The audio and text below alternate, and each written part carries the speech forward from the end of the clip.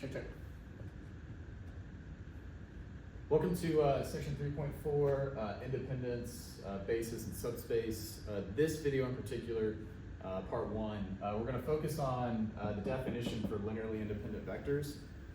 It's something that we've been just talking about since unit one, but now we're going to actually kind of put together a formal definition for it. It's going to kind of base itself from our unit 3 work so far and how we determine null space. So you'll kind of hear null space kind of come back in. And then there's essentially 4 parts to this section, with independent vectors being the first part, spanning a space being the second part. And we've thrown around the word span a couple of times throughout the 3 units. And today actually kind of not formally define it, but use the word a little bit more, because both of those terminologies, independence and spanning, are kind of the backbone to what forms a basis, which is going to be the second part to this unit. So trying to partition the videos to kind of keep them a little bit shorter. Also, just to kind of give an idea of the purpose of this video is I'm not going to completely run through everything from the text. I'm going to leave the text to speak for itself, but try to focus on the examples, the big ideas, and then one of the practice problems at the end of 3.4, question number 1 in particular. Just trying to show a little bit more practical application of one, what's being asked, as well as what we're doing here. Definition for linearly independent. Starting with looking at just the columns of a matrix A, we can say that the columns of A are linearly independent if the only solution to AX equals 0 is itself X is equal to 0. So when we discussed null space, which was focusing on this solution set, so setting AX equals to 0, what this is essentially telling us is that the null space of A only has the 0 vector in it. That is the only vector in the null space and in that space. And so essentially what this is describing is that if I take the linear combinations for the columns of a matrix A, the only way to combine them to get 0 as a solution is that I have to multiply each vector in themselves by 0. So for example, just kind of erasing this in the definition itself, you can find this in the text. If I was to think about a matrix A consisting of, I'll say 3 vectors, so V1, V2, V3. And more importantly, A is an R3. So this is essentially a 3 by 3 matrix. This is really important. We'll highlight that a little bit more in a minute. If I set up the equation AX is equal to 0, what we're doing then is I'm saying, okay, well, x1 times v1 plus x2 times v2 plus x3 v3, set this equal to 0, and I want to solve this. Now, again, remember that this is a vector, this is a vector, this is a vector. x1, x2, x3 are components of a vector. Those are scalars. And again, so we're trying to figure out what is the combination, how many of these, how many of these, how many of these do I need to add all together that will 0 out. And if I'm looking at this combination, if x1, x2, and x3 all have to be 0, and if that's the only solution to this problem, then I can say that these 3 vectors, which are the columns, would be linearly independent. If, like what we saw in section 2 of computing the null space, if there's another solution to this, if I have another solution that's in the null space that's not just 0, then these vectors taken as a whole would be considered dependent.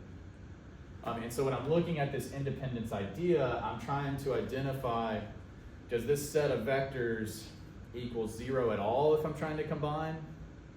Or is the only way to equal 0 if I multiply each one by 0? If I took a vector off, what does that mean I'm left with? If I added any more vectors, would that maintain independence or not? That's kind of the question of this section. And not just this video, but really 3.4 as a whole. So linearly independent vectors, as you see, is no extra vectors. So like where is that line? And it kind of begins with the space that we're working in. So because I had 3 vectors, and I was in R3, it is possible for this to happen. But if I was to throw in an extra vector, so say this matrix really had 4 columns, then it's impossible for all 4 of these to be linearly independent. And the reason why is when I go through and solve this problem, there's only going to be 3 possible pivot points between these, because I have one extra variable than I do, one extra variable, one extra component, than I do actual rows, number of equations. There's not enough to solve. So that means I'm going to have a free parameter. I have too many unknowns and not enough equations. And so one of the rules that we're going to essentially see is that if m is less than n, so in other words, if the number of rows, the number of equations, is less than the number of variables, like I don't have enough, then this is always going to be a linearly dependent system. We're not going to be able to at least come up with a combination to get to 0 where this is the only possibility. We're going to be able to find scalars, or these vectors are going to be able to add up to get to another one. And whether that's these first 3 adds up to give me the 4 in some way, or this one, and this one can be combined to give me the second column. It's going to be possible because, again, we've got more unknowns than we do equations. That's what creates that free parameter. We discussed this when we talked about the null space.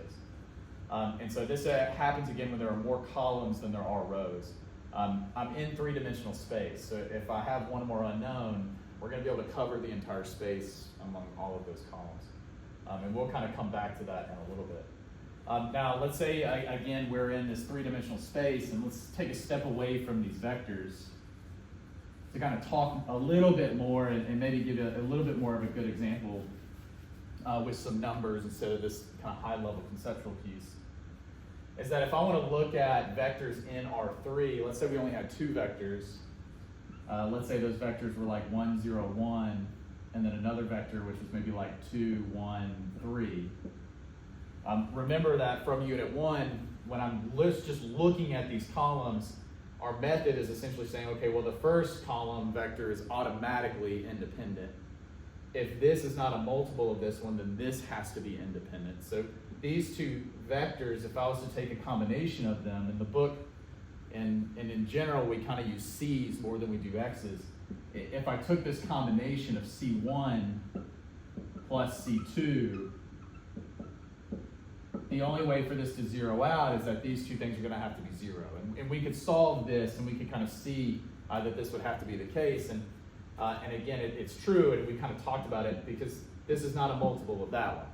So the only way that we can essentially zero out here is that both of these things would have to be 0.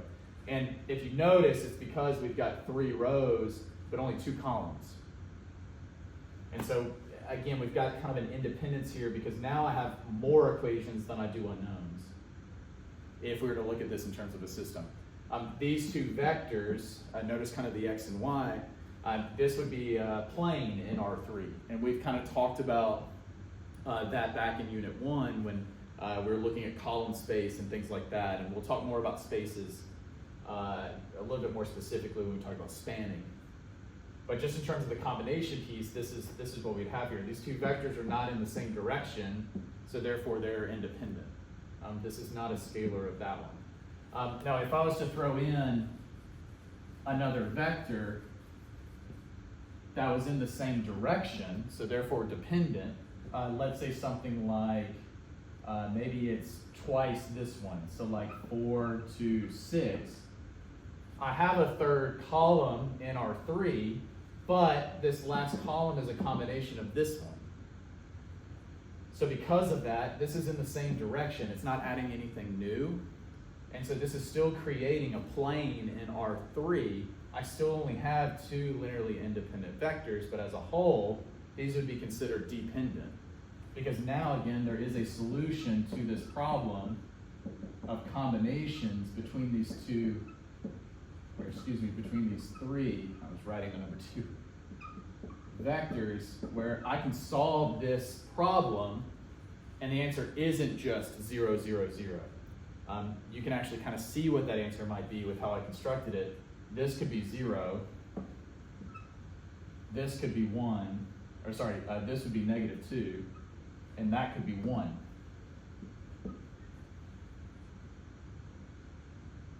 Oh, it's because I wrote it wrong. This was 6. There we go. Apologies. I was like looking at it, I was like, it's not canceling. But if I do this now, now it cancels if I copy the problem done right. And so now, if that's 0, that's -2, and that's 1, this is going to create a solution set that's not just 0, 0, 0. We've got another answer in the null space that's not just 0. And so these vectors would then be classified as dependent vectors.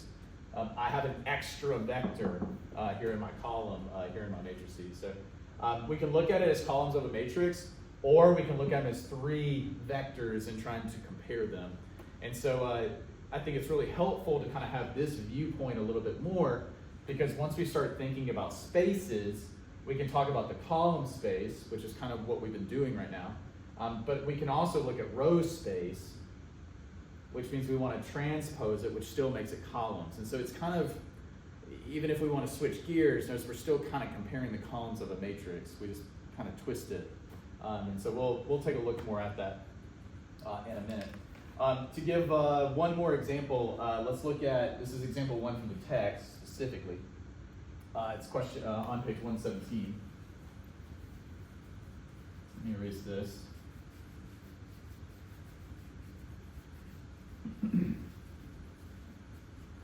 Let's say I've got matrix A is 1, 2, 1, 0, 1, 0, and then 3, 5, 3.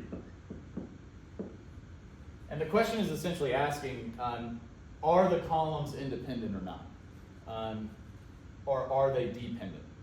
Is there a solution to AX is equal to 0 where X does not have to be 0? So in other words, what I'm really asking is for you to find the null space. I mean, this is really kind of building off of the second section in chapter 3. We're again, really just trying to solve this. And so if I walk through and I solve this, and I say, okay, I've got 1, 2, 1, 0, 1, 0, 3, 5, 3, we're just performing our normal elimination steps. So I'm going to literally just kind of walk through this as a visual. So row 2, I'm going to replace with row 2 minus 2, row 1, row 3 minus row 1. So putting this into reduced row echelon form, I'm going to rewrite top row is fine. 2 minus 2 is 0. 1 minus 0, because the multiplier is not going to do anything, so that's just 1, super convenient. 5 minus 6 is -1. And then now for my third row, so 1 minus 1, really convenient. 0 minus 0, really convenient. 3 minus 3, really convenient. Notice this is that R not, because I've got my 0 row. So that 0 row is really important because this, remember, is our identifier that I have a free variable. Because if I went through and tried to solve this for my x1, x2, here's my identity matrix right here. There's my matrix F. This is what's helping create the solution for this problem. And notice how this didn't zero out. So when I go through and I say, okay, what's another solution for this? My null space solution, essentially, I'm just going to write it as x though. I can go through and kind of see the setup. Remember, it's -3 and +1. +1 and then 1 here. And we see that in the textbook. If you look at they kind of give the answer there in example 1, so you can kind of compare the work here. He showed it just in terms of once we have the answer. I wanted to go through and kind of solve it again, just to kind of help illustrate that. So since I found a non-zero answer to this, these original column vectors here are linearly dependent when I take all of them together. And so the book kind of goes in, and we've kind of already talked about if you've got more columns than rows, like we're going to have dependence. It also talks about that M, again, M is being less than 7 when they get into it. They talk about this one other terminology that goes with rank. And you may or may not have heard me say this, whether it was in class or working outside of class. But it's this phrase called full rank. And when we talk about full rank, we're talking about column rank. Let me be more specific.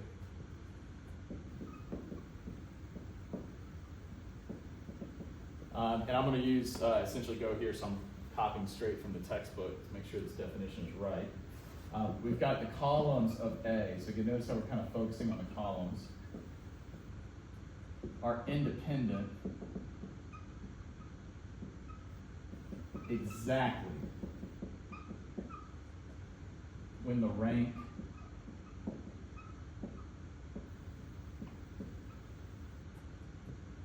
R equals N. So remember that rank is counting the number of pivots. So what this is essentially telling us is that there are R pivots, aka there are N pivots for N columns. If this matrix is full rank, it means that every column has a pivot point. If every column has a pivot point, then there can be no free variables. There's no free parameters. Well, this can only happen again when the number of rows is greater than or equal to n. We either have too many equations than needed for how many unknowns we have, or it's exactly correct. We have exactly enough rows and exactly the same amount of equations, and there are no free parameters, meaning every column is independent of itself. The only time that this is really greater than is when we start creating those 0 rows. So when all of these other equations that we have are really just multiples of earlier ones, the columns are still independent, right? And that's when we kind of looked at those partition matrices and that information. And so full column rank is really important, because once we've identified if something is full column rank, then we know that all the columns are independent. So those things kind of follow and flow from one another. If we can show that all the columns are independent, so if I take a matrix to a reduced row echelon form and every column has a pivot, then we know my matrix is full rank. That the case that it's solvable, the only thing in the null space is 0. So I like his note at the end of 117, so just to kind of read this out loud. Another way to describe linearly dependence is one vector is a combination of the other vectors. Right? That's what we're looking at, and that's what we're trying to figure out. So last thing I want to kind of mention is, okay, so we have this independence. So what is this independence helpful for? What does identifying the dependence vectors kind of mean? Now, it's the first part of the definition of a basis, but when we're looking at these vectors, the combinations themselves tell us a story. So for example, again, if I take a matrix A, and if I was to list out kind of a similar example to what I had before, I don't remember exactly what it was, so let's just say it was something like this. It wasn't, but let's just go with it for now. So 1, 0, 1, 2, 3, 5. I'm in three-dimensional space, and again, notice that these two column vectors are independent of one another. This is not in the same direction. So if I take these two vectors, and if I was to look at their combinations, so if I was to take 1, 0, 1 and multiply it by some scalar, and add that with some scalar times 2, 3, 5, and I'm saying, okay, well, what am I going to get from here? It's not just a single answer, it can be many different answers because we're choosing different scalars. Remember, these are just real numbers. So the question becomes is what does this make? And not only that, if you're thinking about the unit that we're in, this is essentially kind of asking us what is the space that these combinations describe. And anytime we want to describe the space, we use the word span. So when you start looking at questions and we want to start saying, okay, what does this make? You're asking essentially, what is the span of these vectors? In particular, notice how we're looking at the columns of a matrix. When I look at all of these possibilities, we are spanning the column space of A. So if I was to take all of the columns and take all of their combinations, so think about your system of equations in a way. When I take all of those, what we're creating is the column space. And if I represent everything in that space as this linear combination, that is what we refer to as the span. So I feel like it's kind of easy to mix up this concept of linearly independence and dependence with spanning. Spanning is the act of the combinations. Independence is, can I combine the vectors to give another one? So it's kind of like independence, dependence is a description, and spanning is the actual act of combination. And what we get from those combinations. Because spanning doesn't care if your columns are dependent or independent. So spanning, again, I could throw in another vector, like what we saw when I did this example earlier, where this other one could be a multiple 4, 6, 10. And if I still take every possible combination of these, it doesn't matter that 4, 6, 10 is in the same direction as this one, because it's still going to describe the same amount, like the same space. This is still in the column space. Adding this multiple of this one didn't take us anywhere new. It just makes us go somewhere in that space a little bit faster, but we're still on a plane. And we're still on that single sheet of paper, in theory, in this room. If I think about this room again as R3, in the space of R3. So when we're talking about spanning, we're looking at the combinations, and again, these combinations, we don't care if these vectors are dependent or independent. Again, just solely speaking about spanning. Spanning is the act of the combination, and what does this create? Trying to think of like another way to think about it. A fan, for example, when I open it up, what's the space it spans? So I just always think about spanning as an arc or a path. All of this covers this, for lack of a better word, space, since we use this in matrices, is the reason why we use it. And so hopefully this kind of helps a little bit more with the definition for spanning. Again, you see this at the very top of 118. Vectors that span a subspace. Our subspace in this case is the column space, or being R2. Now, that is solely looking at the columns. Because what we can do with spanning as well, in the column space, is we can start talking again about row space. So if I want to talk about the row space of A, remember what I can do is focus on the column space of A transpose. Because if I want to go across and look at these rows, that's the same thing as this.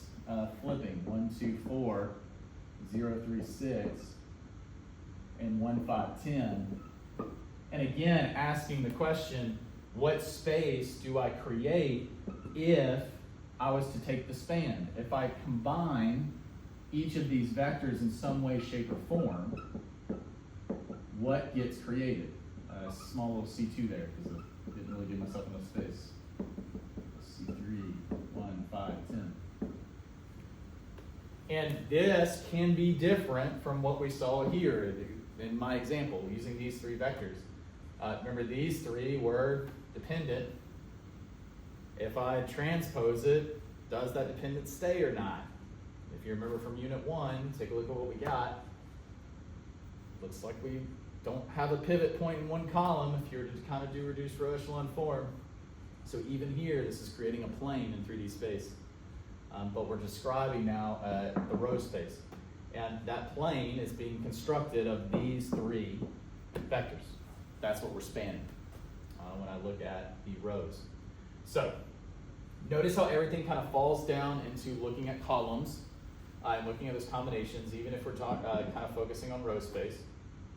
We transpose. So I wanted to look at one example, and in particular, looking at the problem set.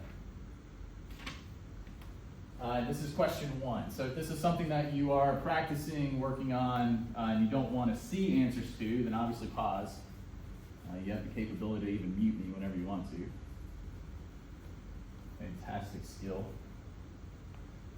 But the question says to show that V1, V2, and V3 are independent. And so if I want to show independence, remember the idea is to look at the null space. Now the book kind of gives you the hint that you can set these up as columns of the matrix, or essentially set up an equation where you're trying to figure out, are there any scalars, to where if I add these three things up, can I get to 0 in any kind of combination? AKA, are any of these combinations of the other two? or other 1 in terms of scalar multiples. Now personally, I prefer always going and looking at it in terms of a matrix. I like forming these as columns, and I like looking at row reduced echelon form. I'm a little bit more algebra minded. So I have 1, 0, 0, 1, 1, 0, and 1, 1, 1 to form my matrix for A. Notice, because of this, and this is part of the other reason why I like doing it this way, notice how for my pivots here, here, and here, they've already zeroed out. I've got a pivot in every column. So therefore I know that this is full rank, and these 3 vectors have to be linearly independent. And that's why I like looking at it this way. Now we could take this to reduced echelon form, and we would see that when I zero out, so this row minus this row, gone. This row minus this row, 0, 0. These 2 would then cancel that one out, and I've got the identity matrix. Fully linearly independent. But the second that I now go through and I want to add in another vector, which is the second part of this problem, which is show that if I go V4, that these are now dependent, I want you to see what happens and just kind of see what a solution set would look like once I throw in an extra column. Notice how there's 1 more column than we have row. And that column would be 2, 3, 4. Now, one way that I think is really interesting with this is, remember, for dependence, the idea is to show that one of these columns is a combination of the others. We have already looked and kind of proven that these 3 are independent. None of them are combinations of each other. That means this one has to be a solution to the combinations of one of these 3, or all of these 3. So if I augment, I should be able to find a solution here. And so let's solve the system. If I think about this in terms of AX is equal to B, I immediately have that X3 is equal to 4. So 4 subtract X2 is equal to -1. So I've got -1 and 4, so that's 3, subtract -1. This actually represents the combination of the vectors V1, V2, and V3 to add up to give me the V4. So I could essentially say that 1V1 plus -1 V2 plus 4 V3 is equal to V4. Notice if I subtract there, then I have V1 minus V2 plus 4V3 minus V4 is equal to 0. And this is breaking the definition that we had for linearly independence. It shows that these 4 vectors are linearly dependent because I have a solution that is 1, -1, 4, and -1. Too many columns, too few rows. So hopefully that kind of helps in terms of independence, this kind of formal definition that we have for it now, what the word span means in terms of combining those vectors, and then one example here. We've seen how to compute the null space. Notice how that's underneath the hood. And if you, of course, if you have any questions, please let me know.